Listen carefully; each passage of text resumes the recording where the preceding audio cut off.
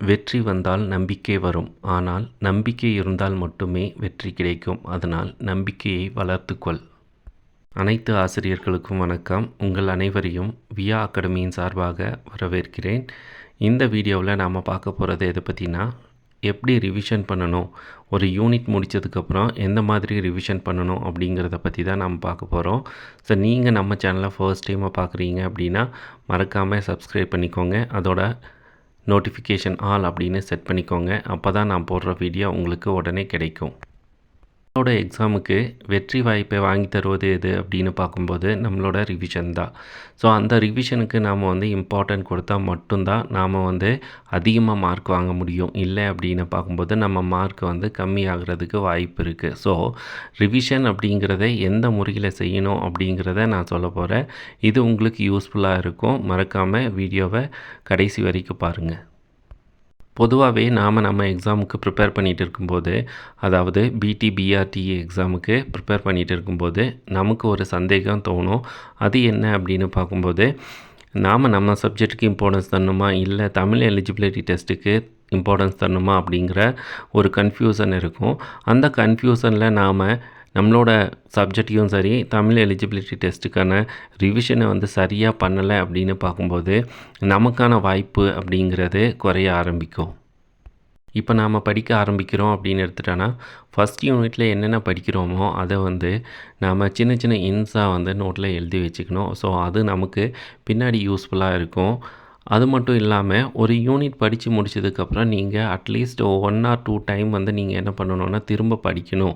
ஏன் அப்படின்னு பார்க்கும்போது ஃபஸ்ட் யூனிட் படிச்சுட்டு நீங்கள் second unit, third unit, fourth unit அப்படின்னு பார்க்கும்போது கடைசி யூனிட் படிக்கும்போது ஃபஸ்ட் யூனிட்டில் படித்தது எல்லாமே மறந்து போயிருக்கும். ஸோ அப்படி மறக்காமல் இருக்கிறதுக்கு ஃபஸ்ட்டே நீங்கள் என்ன பண்ணுறீங்க அப்படின்னு எடுத்துட்டோன்னா, ஒரு யூனிட் முடித்ததுக்கப்புறம் 1 or 2 டைம்ஸ் அதை தரோவாக ரிவைஸ் பண்ணிக்கோங்க. அதுக்கப்புறமா செகண்ட் யூனிட் நீங்கள் படிக்கிறீங்க அப்படின்னு எடுத்துட்டோன்னா, அதில் இருக்கிற முக்கியமான பாயிண்ட்ஸ் எல்லாத்தையும் நோட்டில் மார்க் பண்ணி வச்சுட்டு, அதுக்கப்புறமா செகண்ட் யூனிட்டையும் 1 or 2 டைம்ஸ் திரும்பவும் படிக்கணும்.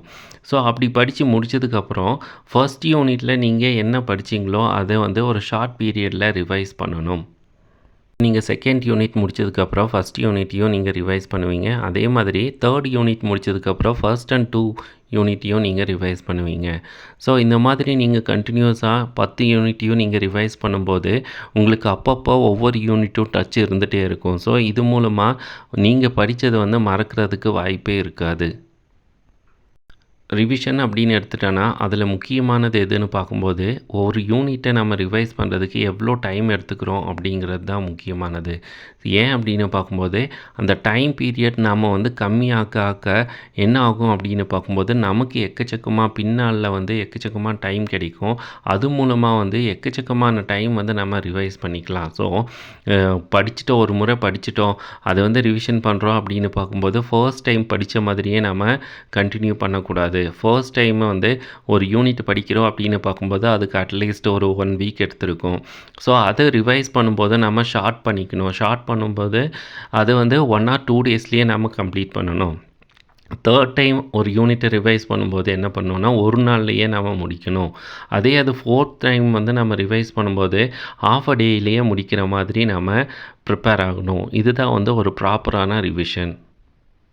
சில பேருக்கு ரிவிஷன் பண்ணுறது ரொம்ப போராக இருக்கும். ஸோ அந்த மாதிரி இருக்கிற பர்சனுக்கு ஒரு ஐடியா என்ன அப்படின்னு பார்க்கும்போது, ஹைலைட்டர் பென் வாங்கிக்கோங்க. அதில் இம்பார்ட்டண்ட் பாயிண்ட் எல்லாத்தையும் ஹைலைட் பண்ணிகிட்டே வாங்க. ஸோ நீங்கள் படித்து முடித்ததுக்கப்புறம் அதை ரிவைஸ் பண்ணும்போது அந்த ஹைலைட்டர் பெனில் எதை மார்க் பண்ணிங்களோ அது மட்டும் நம்மளோட கண்ணுக்கு தெரியும். ஸோ அதை தெரியும் போது நம்ம என்ன பண்ணிக்கலாம்னா, ஈஸியாக அந்த வேர்டுக்கான மீனிங் என்ன, அது எதுக்கு வரும், ஸோ எந்த இடத்துல வரும் அப்படிங்கிறது எல்லாத்தையும் நாம் ரீகால் பண்ணுறதுக்கு அது யூஸ்ஃபுல்லாக இருக்கும். நம்மளோட வெற்றிக்கு நம்ம படிக்கிறது முக்கியமானது அப்படின்னு எடுத்துட்டாலும், நம்ம படிக்கிறதை விட எந்த அளவுக்கு ரிவிஷன் பண்ணுறோம் அப்படிங்கிறது தான் முக்கியமானதாக இருக்கும். ஏன் அப்படின்னு பார்க்கும்போது, இப்போது காம்படிஷன் அதிகமாக இருக்கும். ஸோ அப்போ இந்த காம்படிஷன் அதிகமாக இருக்கும்போது மற்றவங்கள விட நாமளும் நல்லா ரிவைஸ் பண்ணியிருந்தால் மட்டுமே நம்மளோட எக்ஸாம் டைமில் எல்லாத்தையும் ரீகால் பண்ணுறதுக்கு வாய்ப்பு இருக்கும். ரிவிஷன் டைமில் நம்மளோட ஐ கான்டாக்ட் அப்படிங்கிறது ரொம்ப முக்கியமானதா இருக்கு. ஏன் அப்படின்னு எடுத்துட்டா, நாம ஒரு யூனிட்ட படிக்கிறதுக்கு 7 நாள் எடுக்கிறோம் அப்படின்னு பார்க்கும்போது, அத படிச்சு முடிச்சதுக்கப்புறம் ரிவிஷனுக்கு கொஞ்சம் கொஞ்சமா நாம டைம் பீரியட வந்து கம்மி பண்ணிட்டு வர்றோம். ஸோ, அப்போ கம்மி பண்ணிட்டு வர்றோம் அப்படின்னு பார்க்கும்போது, நம்ம முழுசா படிக்கிறதில்ல அப்படிங்கிறது அர்த்தம் இல்ல. நாம வேகமா புரிஞ்சுக்கிட்டோம் அப்படிங்கிறது தான் அர்த்தம். அப்போ வேகமா புரிஞ்சுக்கிட்டோம் அப்படிங்கிறதுக்கு முக்கியமானதா ஒண்ணு என்னன்னு பார்க்கும்போது, அது நம்மளோட கண்கள் வந்து நாம ஹைலைட் பண்ணி வச்சது, நாம அண்டர்லைன் பண்ணி வச்சத வந்து எப்படி வந்து கிராஸ்ப் பண்ணும் அப்படிங்கிறதுல தான் விஷயமே இருக்கு. இந்த மெத்தட நீங்க ஃபாலோ பண்ணீங்க அப்படின்னா, நீங்களே ரியலைஸ் பண்ணலாம். நீங்க எந்த அளவுக்கு வந்து டைம் பீரியட வந்து ஷார்ட்டா எடுத்துக்கிறீங்க, ஒரு யூனிட்ட வந்து ஃபாஸ்ட்டா ரிவைஸ் பண்றீங்க அப்படிங்கிறது உங்களுக்கே புரியும். இந்த மெத்தடை யூஸ் பண்ணும்போது தான் நீங்கள் வந்து உங்களோட சப்ஜெக்ட்டுக்கான எல்லா யூனிட்டையும் தரோவாக படிச்சுட்டு ஃபாஸ்ட்டாக ரிவைஸ் பண்ணுறதுக்கு வாய்ப்புகள் அதிகமாக இருக்குது.